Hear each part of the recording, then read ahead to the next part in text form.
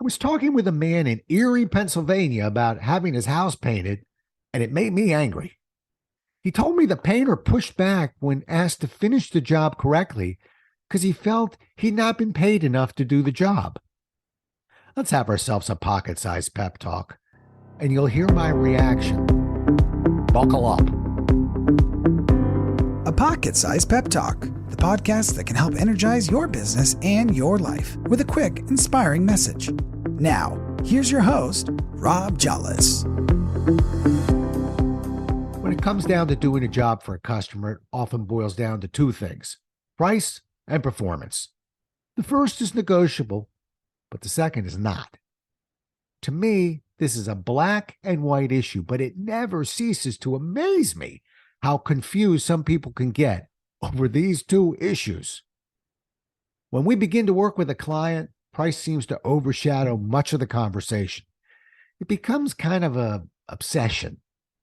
The client's on one side of the fence trying to get as much as they can. There's nothing really wrong with that, as long as he or she is reasonable with their requests.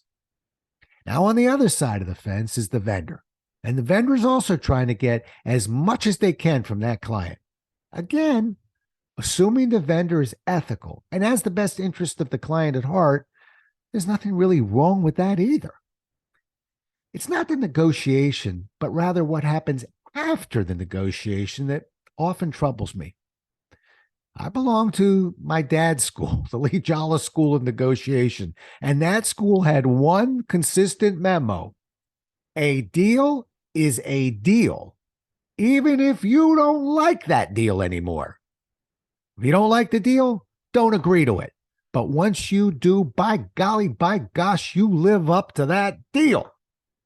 I think one of the quickest litmus tests for anyone in business actually falls right here. As I mentioned, there's price and there's performance. When doing a job for a customer, they may be linked together, but one has absolutely nothing to do with the other. They are completely separate acts. If a vendor cannot accept this premise, they are a vendor I would never work with. Now think about it for a moment, because we all have been faced with that moment of truth. Imagine for a second that you struck a deal to do a job, and for whatever reason, you agreed to do that job at 50% of your normal compensation. Maybe you agreed to do this job in a moment of weakness, or maybe it was carelessness, or perhaps it was a favor.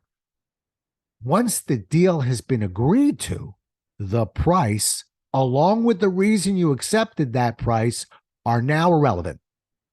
Can you remove that number from your brain and do the job with every ounce of commitment you possess? Or does that number hold you back? Sometimes this is harder than it sounds. Can you give the same effort to a client who will generate far less commission? Shouldn't the only question be, do I want to take on this client or not?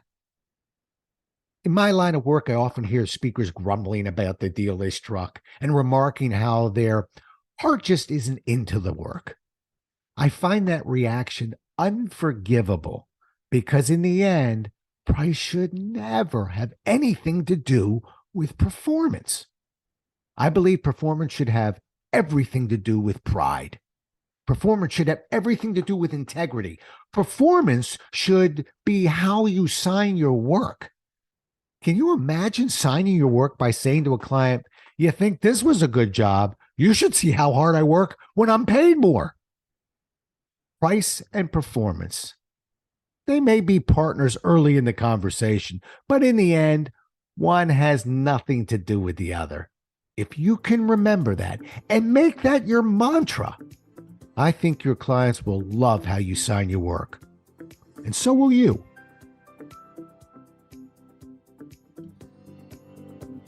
Thanks so much for listening. If you enjoyed today's show, please rate and recommend it on iTunes, Outcast, or wherever you get your podcasts. You can also get more information on this show and Rob at jolles.com.